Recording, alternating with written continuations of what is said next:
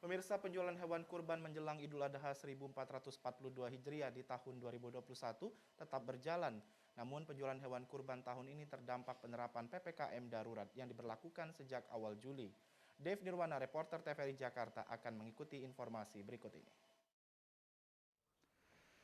Saudara, ibadah kurban di masa Idul Adha di tahun 2021 ini tetap harus berjalan sebagaimana memang disyariatkan dalam agama Islam, dan untuk tahun ini penjualan dari hewan kurban memang mengalami pengaruh yang cukup fluktuatif, boleh dibilang juga ada sedikit penurunan yang terjadi dalam penjualan dari hewan kurban untuk tahun ini. Dan saat ini saudara, saya sedang berada di kawasan Petungan Utara di Jakarta Selatan. Di sini ada tempat atau lokasi untuk penjualan dari hewan kurban. Ada beberapa jenis hewan yang dijual di tempat ini seperti sapi, kemudian kerbau, dan juga kambing.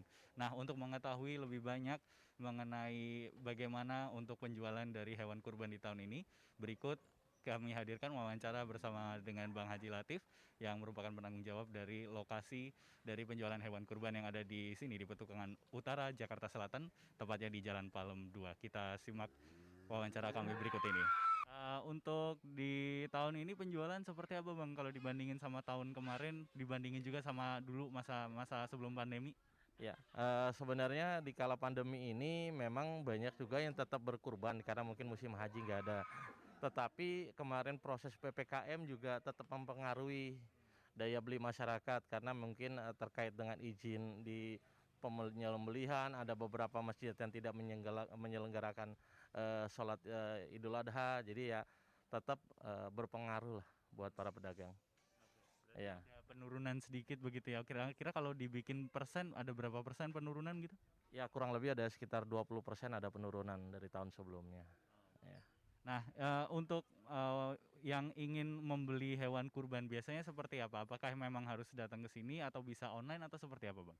Ya, sekarang kita harus kreatif para pedagang. Jadi berbagai cara dilakukan mulai dari tadi jualan secara langsung, lalu jualan juga secara online baik di media sosial dan juga kita juga menyediakan kayak video call dan lain-lain. Jadi segala sesuatu kita coba yang terkait virtual pun kita coba. Ya saudara, kami harapkan untuk Anda yang akan melaksanakan ibadah kurban di tahun ini untuk tetap menerapkan protokol kesehatan dimanapun, termasuk saat pembelian hewan kurban maupun nantinya saat penyembelihan hewan kurban. Jika memang ada aturan-aturan yang sudah diterapkan, pastikan Anda untuk mengikuti aturan-aturan tersebut sesuai dengan apa yang sudah diinstruksikan oleh pimpinan atau kepala daerah di wilayah Anda masing-masing. Dari Jakarta Selatan, Dev Nirvana, Heru Sulistiono melaporkan.